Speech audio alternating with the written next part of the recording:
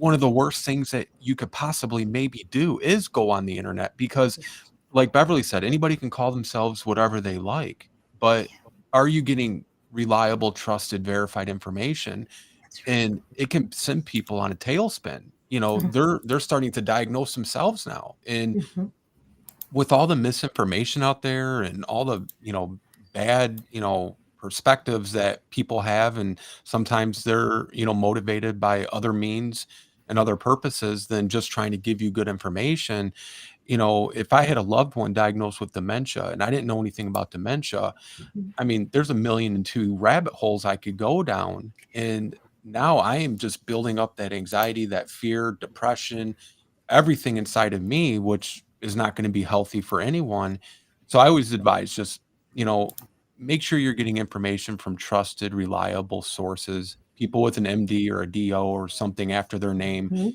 rather than, dementia123.com or whatever the case may be, because it's one of those things where you don't want to mess around trying to self-diagnose yourself or self-treat yourself if you have no background in it and you don't know right from wrong or truth from fiction, because it's just going to serve to harm you further and create more fear inside of you. Sure.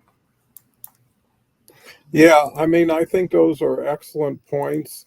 And, part of learning how to deal with fear is dealing with fear. And I think too many Mhm. people back away and it makes it harder. So if you're afraid of something, the more you let it control your life, the harder that habit's going to be. And it's easy to say, people who are afraid of flying. Well, it's easy. You just get on a plane and you buckle up and you're there, right? But to someone who has that deep seated fear, it's not that easy. And sometimes taking baby steps goes a long way. Like, how much can you move forward towards something before it starts to inhibit you or make you kind of go backwards instead of forwards. And again, that's with experience. We've got Carrie here. Just want to recognize Carrie. It took a while, but it is on YouTube. I know we're having a little bit of issue with Oh, LinkedIn because I know Christine reached out to me. The bowling alley would be the perfect place to have pinful conversations. Well, nothing like starting off with some levity. Um, and Beverly, in your practice, how often do you see fear being a contributing factor? well, as we many different levels of fear. So I will say, as soon as somebody even calls me, okay, right there, and I'm sure the same with you, Lance, there is this feeling of it takes a lot, first of Yeah. all, to make that call or to ask anybody for advice. It's hard to do. So these are stories that we tell ourselves in our heads. Okay. And those stories are, well, what is she going to think of me? And uh, I have a problem, or how can she help me? So there's all kinds of skepticism that comes along with it, and we're holding back. And so it starts there. And as Lance said, it's rapport. Once you open the window and allow things to come in, you diminish your fear. Once you've taken action, and when I talk to my clients, for instance, in coaching, very often I will talk to them for quite some time before we actually even get into a coaching session. It's it's just it doesn't serve me, it doesn't serve them. We have to have that rapport so that we can really work together. And that would be probably the same with you, Lance. People will call you and speak to you a number of times. They have questions. And the more you answer, the more you diminish those fears, that trepidation that you have, because you have to be able to be comfortable to make that change in anything that we do. And so, if anyone is fearful, and they're not doing what they want to do. They're allowing the fear to hold them back. And the way to cut that is to really analyze what they're thinking. And so when you analyze what you're thinking, you ask yourself, is that really true? And you can say, well, maybe it is, maybe it isn't. And then ask yourself again, well, is that true? Is that true?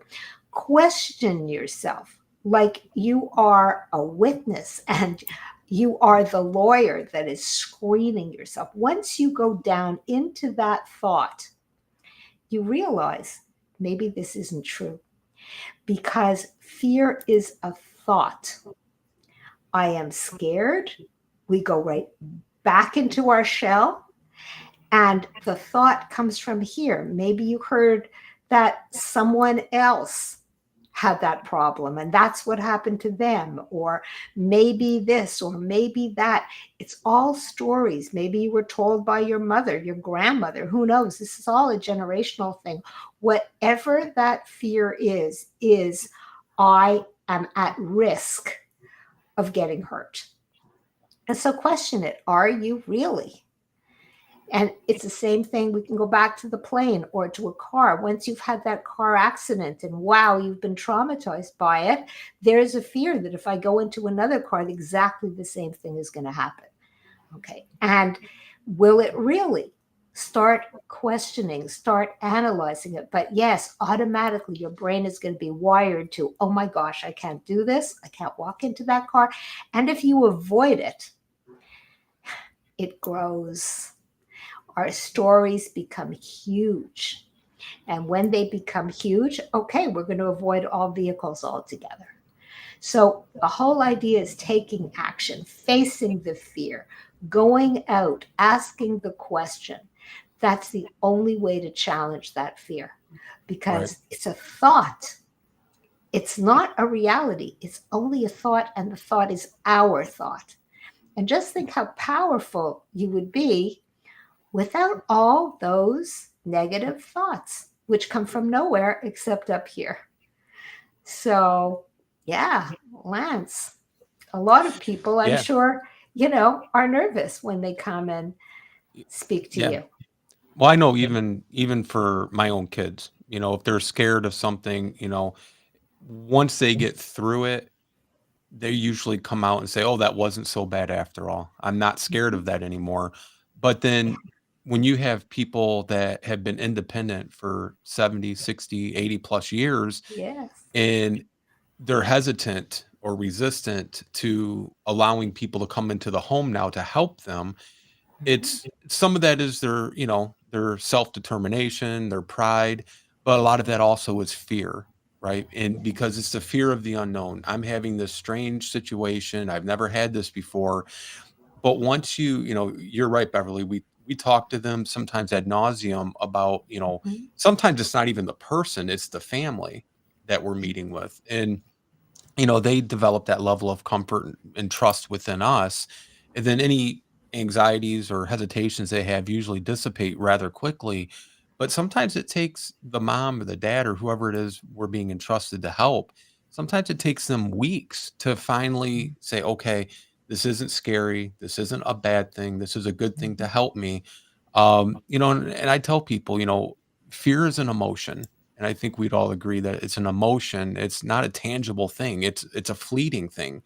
You can, if I say we're going to the dentist and you're terrified of dentists, all of a sudden you're set into panic and you're in complete, fear of going to that dentist. But if I say, well, never mind, we rescheduled it, that fear just is gone. So it's a fleeting emotion, that's not going to last forever. And I like to say, fear is a liar. It's lying Mhm. to you about something. Now, am I afraid to go stay the night in the middle of a wilderness with, bears and wolves around me with, nothing to protect myself? Yeah, that's a legitimate fear. But Yes. that's an entirely different, that is Mhm. logic and reason versus an emotion of something from maybe a childhood experience or, whatever the cause may be. And I think for like in our situation, a lot of these families, their loved ones, it's a fear of the unknown. They're dealing with end stages of life. They're afraid of that. they might have recently been told by their kids they can't drive anymore. They have a lot of Mhm. change also involved in there. So, that fear is coming from several different areas. And we just try to help, calm those fears by being there as a support to them and, walking, through that fear with them until they come out on the other side, not afraid, but actually comforted. Yeah. Yeah, well, I think everybody is putting together a picture that's getting easier to appreciate. I believe a lot of fear is based on the inability to welcome change.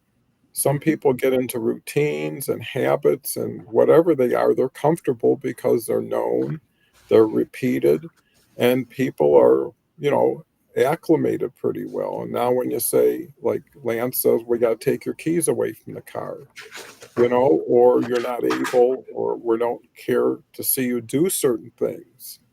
And some of that is valid and some of it is challenging, because a lot of people want the best for you, and that's usually to protect you, keep you from harm, but it also limits your initiative and your purpose and your motivation. And that could be pretty scary. A lot of people don't, you never know what you don't know, but you do know when you're not going to be what you used to be anymore. And that comes from retirement, that comes from all kinds of different changes that happen to you and you never really hoped to happen to you. And a lot of people are happy where they were. So now it's not only a change, but it's not what it used to be. And that just compounds it. Plus, the more you fear something, the more life it starts to take over. It's like, the sooner you do it, the sooner it's over and you're on the other side of it. And if you're always kind of afraid of it, not only is it an individual fear and situation, but it starts affecting other parts of your life where your focus isn't where it used to be.